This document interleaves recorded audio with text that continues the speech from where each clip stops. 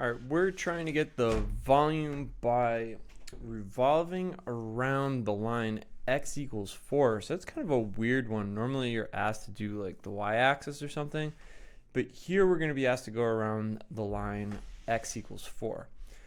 So we can start by sketching what's going on here. We've got x and y-axis, and then x equals 4. I'm going to put that over here. And then y equals 0, okay, that's just the x-axis. And x equals 4, we've already got that in there.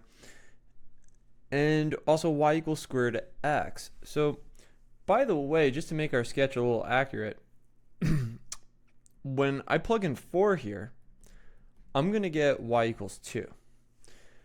So that means if I make this 4, well, then maybe this would be 2, and I would know that I'd have to go through 4 comma 2.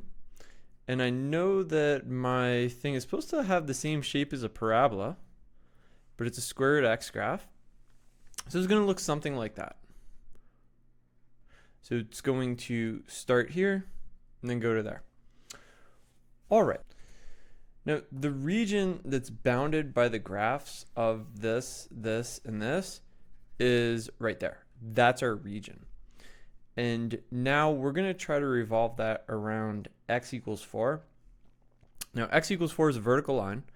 So my first plan is to try the washer method, which means I'm going to draw horizontal rectangles because this is vertical.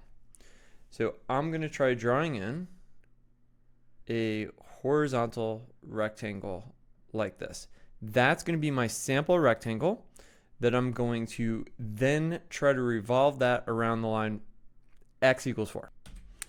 So actually I'm not even using a washer here. It's actually just a disc, because if I now take this guy and I rotate him around that line, then it would produce just a circle with no hole in the middle. So it's not going to be a washer, it's just going to be a disc. And the radius of that would be the length of the horizontal line, the length of that rectangle. Now, if I want to get the length of that, I need to look at the coordinates here and here. And actually, I just need the x coordinates. So the x coordinate here is 4. And the x coordinate here, I could just call it x. So therefore, the radius, I'm going to say, has a length of the bigger x coordinate minus the smaller x coordinate, so that's 4 minus x. So that's the length of our radius. And we're going to plug that in to the disk method, which is pi times whatever the radius squared is. So in this case, our radius is 4 minus x. So I'm just going to put 4 minus x in parentheses squared.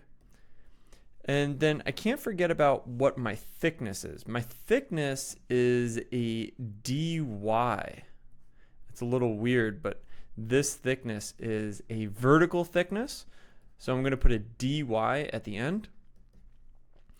And then I got to realize, oh crap, this says dy, but this says x. So I got to fix that.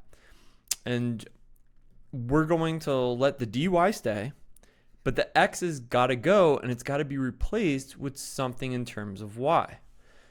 So that means I go back to the original equation, and I say that x equals y squared, because I got to square both sides here.